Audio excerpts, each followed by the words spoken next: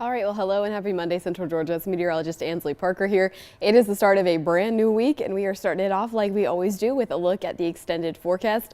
It is also the start of a much colder week as well, so you're probably waking up to some numbers this morning that had you a little bit shocked. I know it had me shocked, even though I knew it was coming.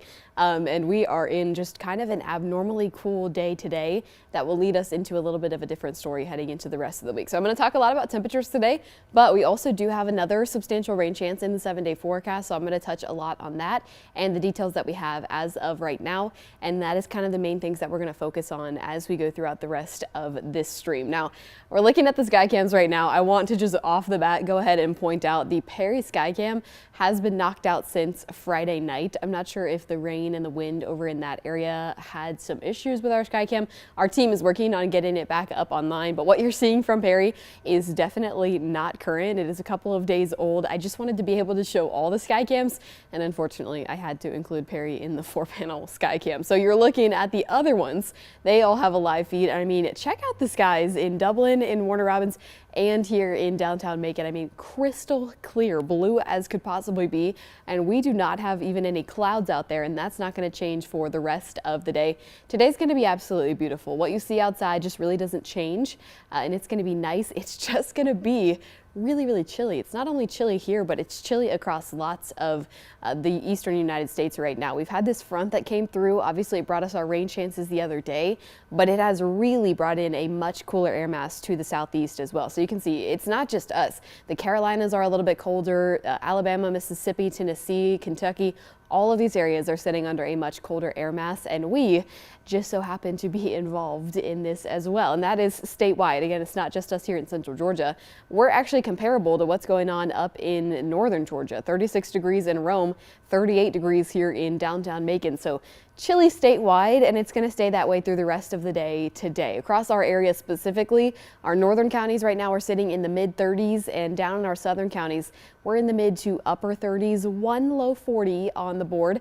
And other than that, again, no matter where you are, whether you're in the low 30s, the mid 30s, the uppers, it's just feeling a bit chilly, not only because the actual temperatures are cold, but for several other reasons as well. This is a lot colder than this time yesterday, and it's not just yesterday. I mean, it's the several days before that as well. We have been on such a warm streak and so much closer to average for this time of year for the last week or so. We actually had record-breaking days. On Friday, the high temperature was 81 degrees, breaking the record of 81 set back in 1986. So we have had a stretch of abnormally warm weather. Now, to dip the other direction probably does feel like a little bit of a shock to the system. It definitely does for me. So I'd imagine for others, it probably feels the same way. Still, at 11 a.m. this morning, we're a good 9 to up to 15 and 16 degrees cooler than this time yesterday. This morning, this map was showing values that were close to 30 degrees colder than this time yesterday. So overall, again, this is a huge transition for us. Luckily, it is a short-lived transition. As we head into the rest of the week, these temperatures are going to start working their way back up to numbers that we'll be a little more familiar with, and the week ahead is just going to feel a little bit less bitter. One of the reasons, actually, I'm sure even the cold weather lovers would be okay with this, but I think everyone can agree that this is something that we could do without with the temperatures that we have right now. We have had really gusty winds over the last couple of days. That front that came through was really powerful. It brought a huge change in pressure, and that is kind of what's driving the winds that we're seeing over the last 2 days. Yesterday, to give you some perspective, we were in a wind advisory for the entire day. The wind gusts yesterday were up to 40 miles an hour. So that is not going to be the case today, but you probably still notice the wind gusts throughout this afternoon. We still have gusts that are over 25 miles an hour at times, but they're all kind of hovering in that 20 to 25 mile an hour range. And that is still, I mean, that's about half of the speed of the wind gusts that we saw yesterday. So generally, it is a little bit better, but it's not necessarily totally gone. These winds are still impactful, and they're still noticeable as you make your way out the door, probably mostly because they are making the air outside feel so much more bitter. I stepped outside for just a few minutes ago earlier, and it was absolutely frigid. When the wind hit me, I just was ready to run back inside. So I mean, the feels like numbers, you can tell that just by looking at the wind chill here. The feels like numbers are still a good 10 degrees cooler than the actual air temperature. Remember, we were on the temperatures just a minute ago. We were sitting somewhere in the mid to upper 30s across the area. That one low 40 there in Warner Robins. all of these temperatures are a good 10 degrees cooler than the actual air temperature. So we still, even at 11 a.m., feel like we're in the mid to upper 20s in a lot of places and the low 30s for those of us who are lucky enough to finally feel like we are out of the 20s. So that's just how today is going to go, unfortunately. The breeze is not going anywhere for the rest of the afternoon, and the temperatures themselves are not going to get very warm. Today's high temperature is going to be right around 47 degrees. So that is well below average for this time of year.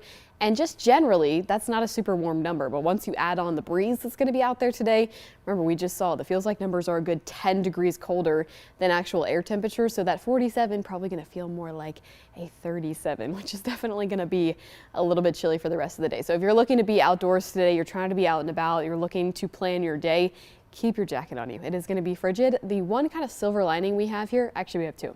One, we've got sunshine all day long. So the skies are going to stay clear for the entire day today.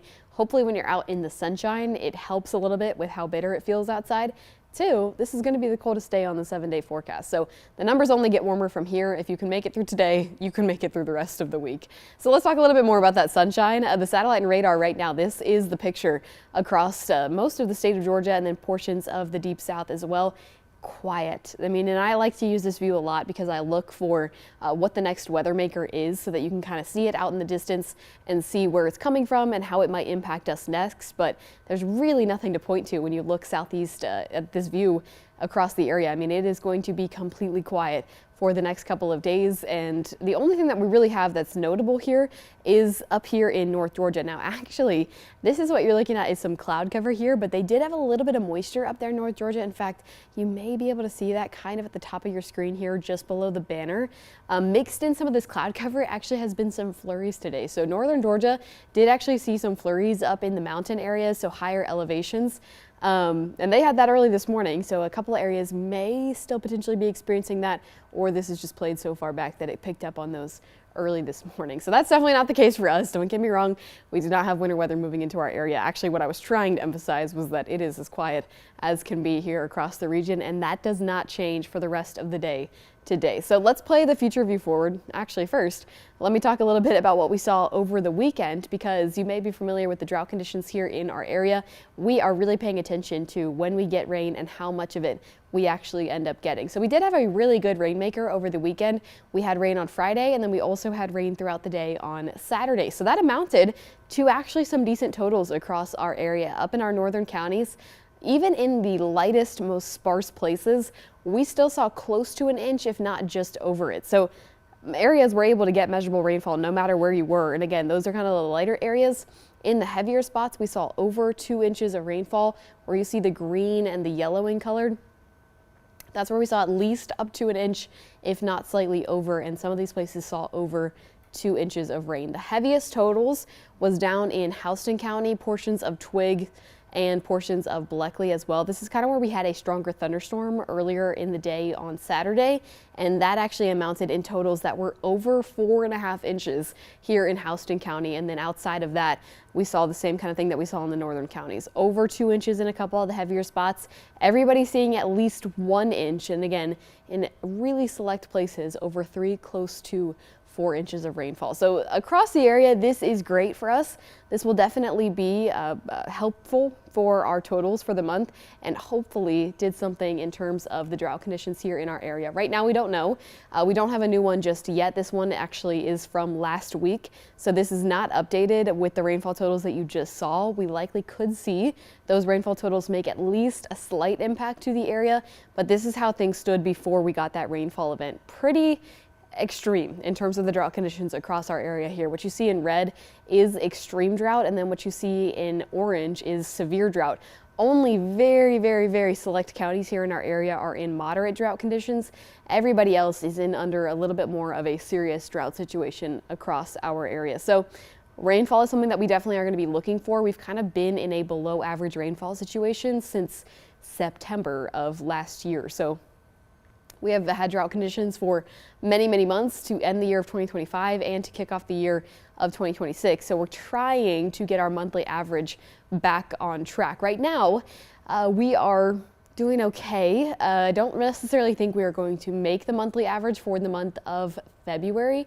We would have to get around 4.5 inches of rainfall to make the monthly average. I think we're trending closer to seeing 2 or 3. But we will see how that totals as we go into this upcoming weekend, and I'll have more information on that as we get closer to the end of the month as well. So in terms of rain, let's talk a little bit more about that, because like I said, it's going to be a quiet next couple of days, but that does not mean that there's not rainfall in the forecast. So Monday and Tuesday, today and tomorrow, are going to be extremely quiet. We have no rain chances in the forecast, but obviously that does eventually change. By Wednesday, really slight rain chances, not anything that's going to make a major impact to your day. By Thursday, definitely something that is going to impact you, and definitely something that can hopefully result in some rainfall totals here in our area. Thursday is kind of this rain chance tapering off, and I'll talk a little bit more about that here on the future view. So like I said, for the next 2 days, there's really not going to be a ton to worry about rainfall wise. Monday is going to be completely clear and quiet. Tuesday is going to be a rinse and repeat forecast. Waking up in the morning, you'll wake up to skies that are like they are right now, crystal clear, blue, and you don't have any rain chances in the morning, and that carries you all the way into Tuesday evening as well. So no threat of rain for Monday or for Tuesday.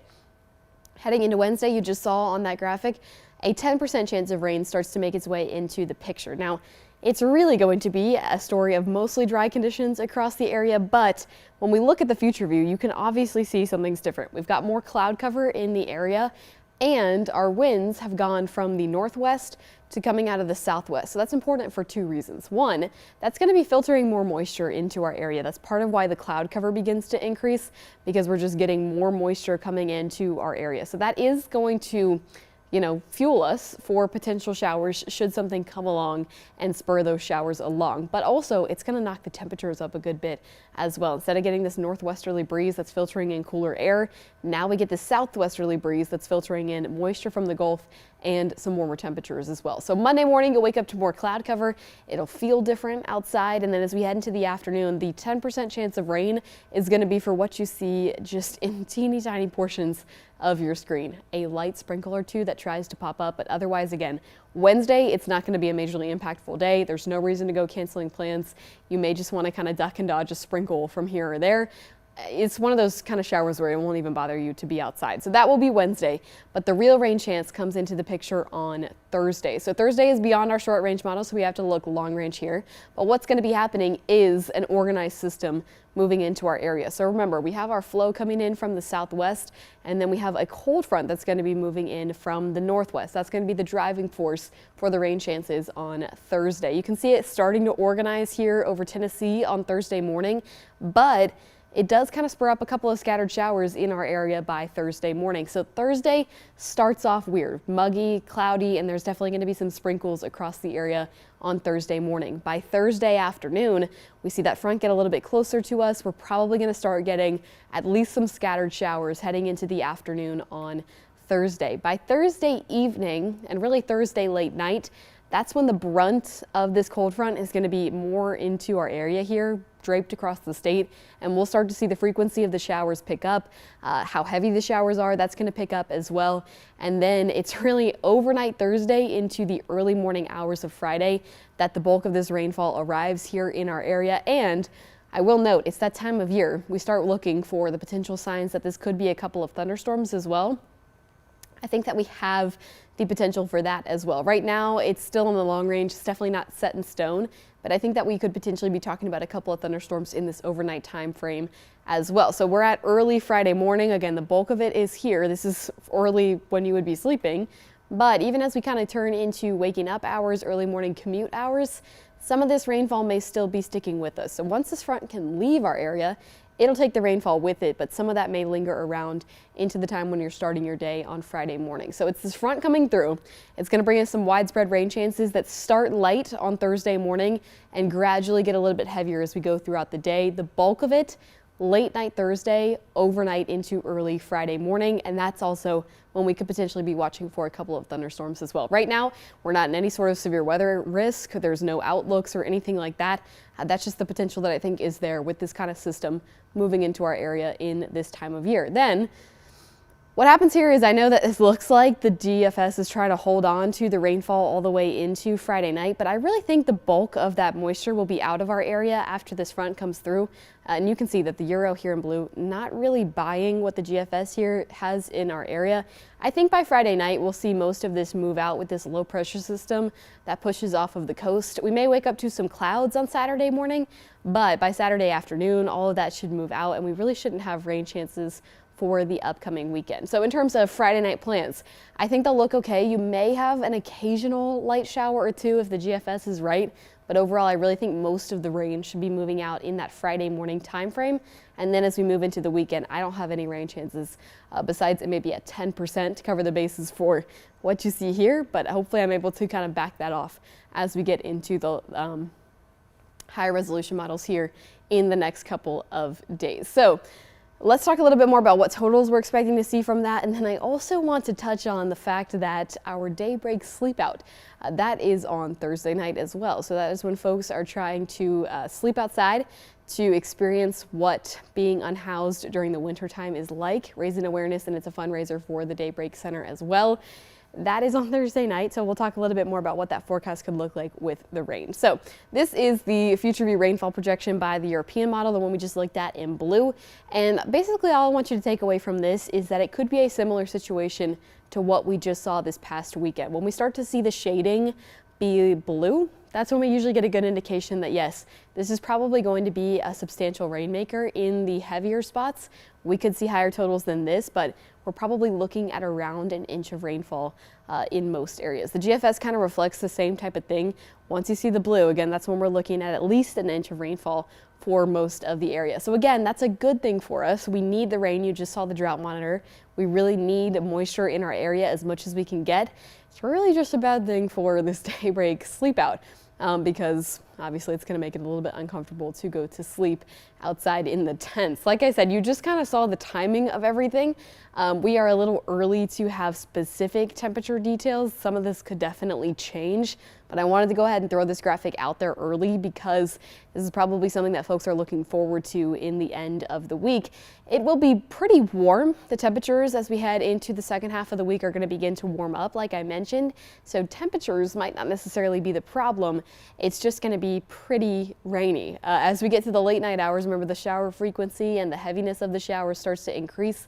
Potentially even some thunderstorms. I've opted for just rain for now until we get a little bit more clarity on that. But if this is something that you're attending or you're interested in, or you have folks who are attending, the forecast is definitely something you'll want to keep up with. It looks like we could have showers. It's almost guaranteed that we're going to have some sort of shower, and we could also have a couple of thunderstorms as well. So something to keep your eye on towards the end of the week. But you just kind of saw at least the temperatures won't be so bad. So as we go through the next couple of days, we are going to be on a pretty big warm up. So for the rest of this afternoon, it's going to be pretty bitterly cold. And then as we get ready to kick off Tuesday morning, Monday and Tuesday are two very similar days. Tuesday morning, I know that the graph tries to keep us in the 30s. I think we'll be down in the 20s to kick off the morning on Tuesday. Good news is, take a look at how those winds have changed by Tuesday coming out of the southwest. That means by Tuesday afternoon, we'll be able to warm up just a little bit. So we'll be in the 50s as opposed to the 40s, and then watch the stair step through the next couple of days. Out of the 20s by Wednesday morning into the 40s. We'll take that. And then out of the 50s into the upper 60s. So the temperatures are just going to get warmer every single day. We'll be in the 60s, upper 60s really, by Wednesday. And then as that rain chance moves in for Thursday, our temperatures are going to be back in the 70s. How about the winds that are out there right now? Do we get to lose those? Yes, pretty soon too. It's really mostly just today that we're going to be dealing with those. Wind gusts today are around that 25 mile an hour range, sometimes a little higher, sometimes a little lower. Definitely impactful enough to notice the breeze and feel it in terms of the wind chill. By tomorrow morning, it won't be a factor anymore. We really will have light winds or winds that we're used to seeing, and the wind chill shouldn't be much of a factor through the day tomorrow either. So you'll see the wind chill as we kind of go through this graphic here through the rest of the day. Like I said, it's a good 10-degree difference when you factor in the wind. So if our high today is going to be in the upper 40s, it's going to feel more like the upper 30s. Then tomorrow morning, the wind chill not going to be a factor, but I actually think that this graphic does a little bit of a better job showing the actual morning temperature. We'll be somewhere in the upper 20s tomorrow morning, and then we don't really have to worry about wind chill after that. 50s by the afternoon, and again, by Wednesday, we are feeling more like we should be for this time of year. 40s in the morning, 60s in the afternoon. So that is kind of the forecast here for the next couple of days. I'm going to recap it on the 7-day forecast here in just a moment, but before I let you go, I just wanted to show what things that we're looking forward to here for the next couple of weeks, because there is a lot of change on the horizon. Actually, March is now on the 7-day forecast, so the first day of March is on Sunday, and that means the time change is not far ahead of us. We've got 13 days until the time change, so just over 2 weeks. That's when we spring forward. So that's when you're going to be losing an hour of sleep. But it is a kind of a good thing for those who like when the sun comes up a little bit later and also stays up a little bit longer. This is the time change where we start gaining more daylight hours, and that will be the case after March 11th, I believe is the date, but don't quote me on that, because in 13 days from now, whatever 13 days from now is going to be the time change. Then we also have St. Patrick's Day at the end of the month of March. Very exciting.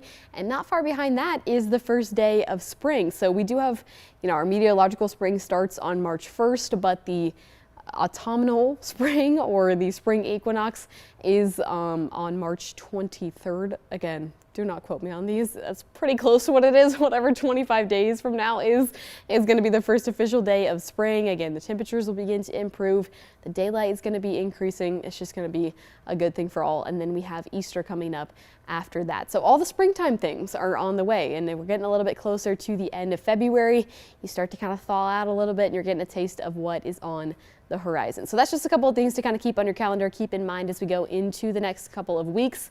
But here is a look at your 7-day forecast where you can see that stair step a whole lot better. Through the next couple of days, it's going to be cold Monday and Tuesday. Tuesday will definitely be better than today, but notice we gradually work our way back up to the 70s by that rain chance on Thursday, and then we're going to stay in the 70s Thursday and Friday and through the weekend as well. Thursday is really going to be that main rain chance.